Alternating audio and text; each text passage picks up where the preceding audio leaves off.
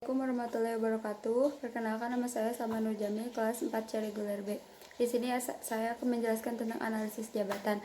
Analisis jabatan adalah fungsi EMSDM yang berusaha memotret masing-masing jabatan dalam organisasi-organisasi agar diperoleh informasi mengenai aspek-aspek penting jabatan tersebut, seperti tujuan, tugas, tanggung jawab, kondisi kerja, dan kompetensi.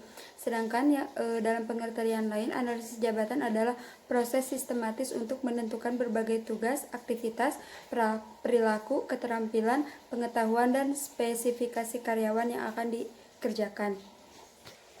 Lalu saya akan menjelaskan tentang jabatan dan posisi. Jabatan adalah sekelompok tugas yang harus dilaksanakan agar organisasi dapat mencapai tujuannya.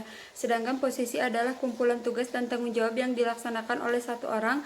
Ada satu posisi untuk melaksanakan jabatan tersebut. Saya akan menjelaskan 6 pertanyaan penting dalam analisis jabatan. Yang pertama, tugas-tugas mental dan fisik apa sajakah yang dilaksanakan karyawan? Yang kedua, kapan pekerjaan tersebut dilaksanakan? Yang ketiga, di mana pekerjaan tersebut dilaksanakan? Yang keempat, bagaimana karyawan melaksanakan pekerjaan tersebut? Yang keenam, mengapa harus ada jabatan karyawan?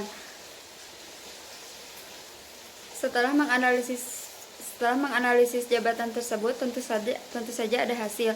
Apa saja hasil dari analisis jabatan tersebut? Yang pertama, deskripsi jabatan. Yang kedua, spesifikasi jabatan. Yang ketiga, standar kinerja jabatan.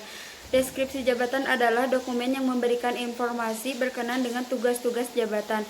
Spesifikasi jabatan adalah kualifikasi minimum yang harus dimiliki seseorang agar dapat menjalankan jabatan tersebut. Yaitu menjelaskan tentang standar kinerja jabatan. Standar kinerja jabatan yaitu sasaran-sasaran baik kuantitatif maupun kualitatif yang harus dicapai oleh suatu jabatan tersebut dalam periode waktu tertentu.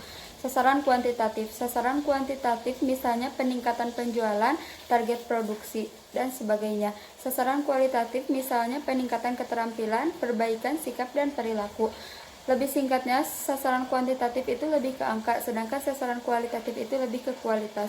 Yang selanjutnya itu metode pengumpulan informasi analisis jabatan. Yang pertama ada wawancara, kuesioner, observasi. Yang ketiga log atau catatan. Yang keempat kompensasi. Sebagai contoh, saya kebetulan bekerja di perusahaan PT PNM Mekar cabang Tarogong Kaler 2. Jabatan saya sebagai kepala cabang. Di bawah saya itu ada wakil kepala cabang. Di bawah wakil kepala cabang ada finance account officer atau admin. Di bawah admin ada 9 karyawan yang bernama account officer atau staf lapang. Tugas kepala cabang. Tugas kepala cabang itu yang pertama membangun kompetensi tim. Yang kedua mengelola kinerja cabang. Yang ketiga membangun komitmen dan kerjasama tim. Posisi saya sebagai kepala cabang tentu tidak selamanya akan aman. Kalau misalkan target saya tidak tercapai, akan ada punishment. Punishmentnya seperti apa? Didemosi atau diturunkan jabatan. Nah, seperti itu sekiranya yang dapat bisa saya sampaikan. Mohon maaf bila ada kesalahan. Terima kasih. Wassalamualaikum warahmatullahi wabarakatuh.